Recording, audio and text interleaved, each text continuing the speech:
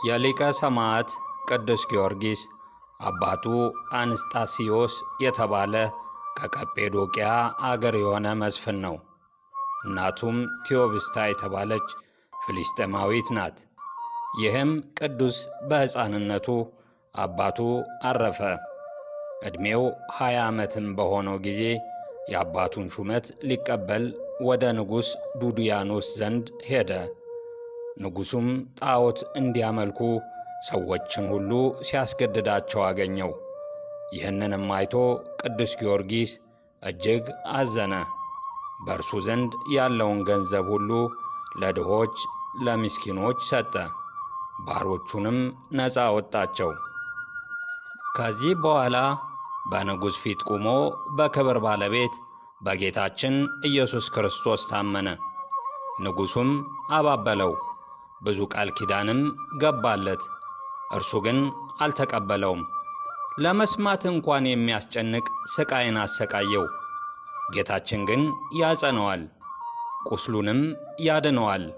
3 ጊዜም እንደሚሞት እርሱም እንደሚያስነሳው በአራተኛውም የምስክርን አክሊል እንደሚቀበል ነገረው። ቃል ኪዳንም ሰጠው። ስሙ በዓለም ሁሉ የተገለጠ ይሆን ዘንድ በተጋድሎና መከራ በመቀበል ጽኑ በሆነ ስቃይም 7 ዓመት እንደሚኖር መላእክትም እንደሚያገለግሉት ነገረው።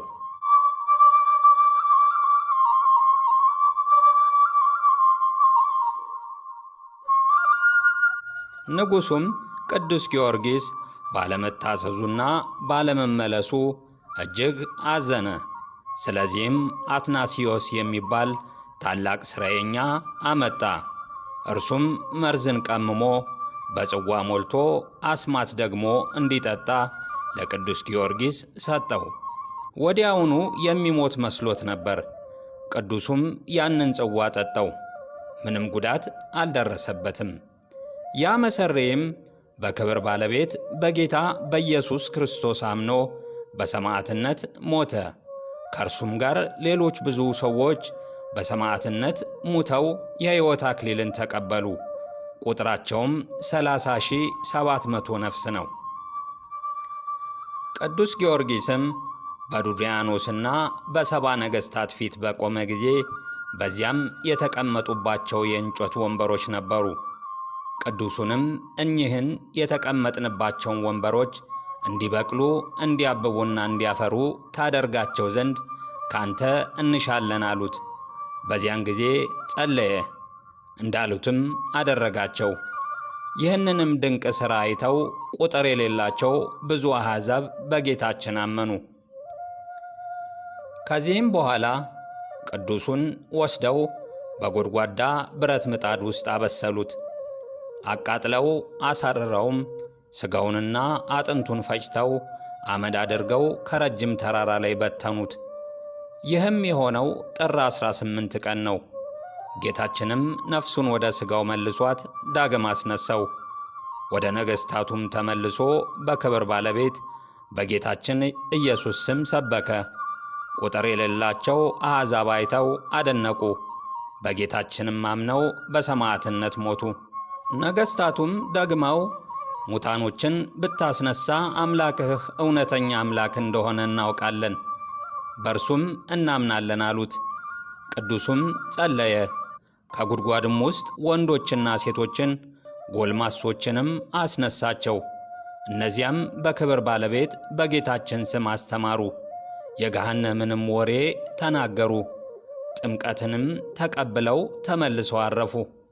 ከሃዲያን ነገሥታት ግን ሙታንን ያስነሳህ አይደለም፣ የረቀቁ ሰይጣናትን አሳየህ እንጂ ብለው ተከራከሩ። ከዚያም ከጭንቀታቸው ብዛት የተነሳ ከአንዲት ድሃ ሴት ዘንድ አስጠበቁት። እርሷም እንጀራ ልትለምንለት ወጣች። የእግዚአብሔርን መልአክ በላዩ ከበጎ ነገር ሁሉ የተሞላ ማዕድን አቀረበለት። የዚያች መበለትም የቤቷ ምሰሶ ቅርንጫፍን አበቀለ፣ ታላቅ ዛፍም ሆነ። ያችም መበለት በተመለሰች ጊዜ የቤቷ ምሰሶ ቅርንጫፍ አብቅሎ ታላቅ ዛፍ እንደሆነ ስለ ማዕዱም ይህንን ታላቅ ምልክት አይታ የክርስቲያኖች አምላክ ሰው ተመስሎ ወደ እኔ ቤት መጣ አለች። ቅዱስም እኔ አምላክ አይደለሁም የአምላክ ባሪያ ነኝ እንጂ አላት። እርሷም እንዲህ ብላ ለመነችው፣ የአምላክ አገልጋይ ከሆንክ ቸርነትህ እንድትደርሰኝ እለምንሃለሁ። እውር፣ ደንቆሮ፣ ዲዳ፣ ጎባጣ የሆነ ልጅ አለኝና ታድንልኝ ዘንድ እለምንሃለሁ። ስለ ጌታችን እምነትም አስተማራትና በመስቀል ምልክት አማተበው። ያን ጊዜ አየ። ቅዱሱም በሌላ ጊዜ እንዲሰማ እንዲናገርና እንዲሄድ እንዲያገለግለኝም እኔ እሻለሁ አላት።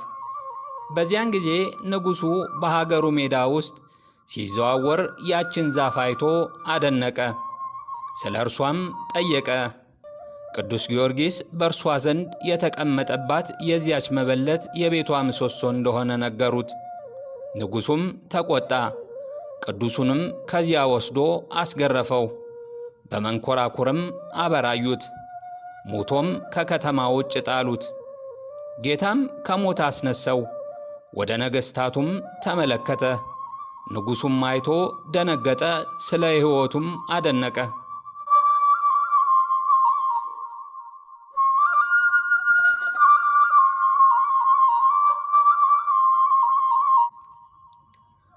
ከዚያም በኋላ ይሸነግለው ዘንድ ጀመረ።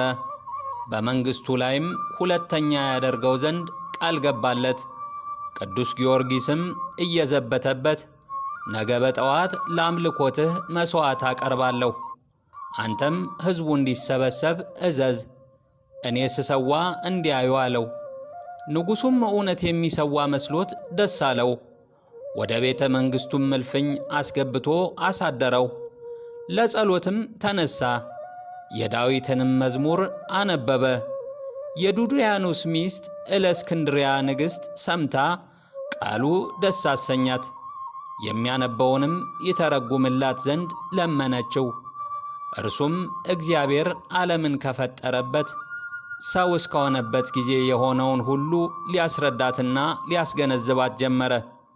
ትምህርቱም በልቧ ተቀርጾ በክብር ባለቤት በጌታችን አመነች። በማግስቱም ቅዱስ ጊዮርጊስ ለአማልክት ሲሰዋ ለማየት ሰው ሁሉ እንዲሰበሰብ አዋጅ ነጋሪ ዞረ። የቤቷን ምሰሶ ያበቀለላት ያች መበለት ሰምታ እውነት መስሏት እጅግ አዘነች።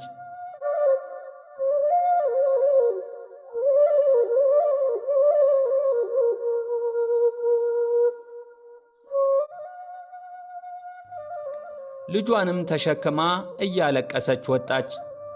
ቅዱስ ጊዮርጊስም ባያት ጊዜ ፈገግ አለ። ልጅሽንም በምድር ላይ አኑሪው አላት። ከዚያም ልጇን ጠርቶ ወደ አጲሎን ሄድ፣ ወደ እኔም ይመጣ ዘንድ በክብር ባለቤት በጌታዬ ኢየሱስ ስም እዘዘው አለው። ያን ጊዜ ያ ልጅ ድኖ ቅዱስ ጊዮርጊስ እንዳዘዘው ወደ ጣዖቱ ቦታ ሄዶ አዘዘው። በጣዖቱ ያደረ የርኩስ መንፈስም ከማደሪያው ወጥቶ ቅዱስ ጊዮርጊስ ወዳለበት መጥቶ እኔ ሰውን ሁሉ የማስት እንጂ አምላክ አይደለሁም ብሎ በሕዝቡ ሁሉ ፊት አመነ። ቅዱሱም ትውጠው ዘንድ ምድርን አዘዛትና ወዲያውኑ ዋጠችው። ጣዖታቱም ከአገልጋዮቻቸው ጋር አጠፋቸው። ንጉሡም ከወገኖቹ ጋር አፈረ። ብስጭትና ቁጣንም እንደተመላ ወደ ንግሥት ሚስቱ ዘንድ ገባ። እርሷም አምላካቸው ጽኑና ኃያል ነውና ክርስቲያኖችን አትጣላቸው አላልክሆንም አለችው። ይህንንም ከእርሷ ሰምቶ በእርሷ ላይ እጅግ ተቆጣ። ወደ ክብር ባለቤት ክርስቶስ እምነት የከበረ ጊዮርጊስ እንዳስገባ ታወቀ። ከዚያም በኋላ ከከተማ ውጭ እንዲጎትቷትና በመጋዝም እንዲሰነጥቋት አዘዘ። የሰማዕትነት አክሊልንም በመንግሥተ ሰማያት ተቀበለች። በዚያም ጊዜ ስለ ቅዱስ ጊዮርጊስ ሥራ ነገሥታቱ ሁሉም ደነገጡ። ኀፍረት ደግሞ እንዳይጨመርባቸው ከእርሱም እንዲያርፍ ራሱን በሰይፍ ይቆርጥ ዘንድ እንዲጽፍ ንጉሥ ዱድያኖስን መከሩት። ያን ጊዜም የክብር ጊዮርጊስን ራስ በሰይፍ ይቆርጡ ዘንድ አዘዘ። ድል አድራጊው ጊዮርጊስም እጅግ ደስ አለው። እሳት ከሰማይ አውርዶ 70ውን ነገሥታት ያቃጥላቸው ዘንድ መከራውም ከክርስቲያን ወገን ጸጥ ይል ዘንድ ጌታችንን ለመነው። ወዲያው እሳት ወርዶ ከሰራዊቶቻቸው ጋር 70ውን ነገሥታት አቃጠላቸው። ከዚህም በኋላ የክብር ባለቤት ጌታችን ኢየሱስ ክርስቶስ ለቅዱስ ጊዮርጊስ ተገልጾ ብዙ ቃል ኪዳን ሰጠው።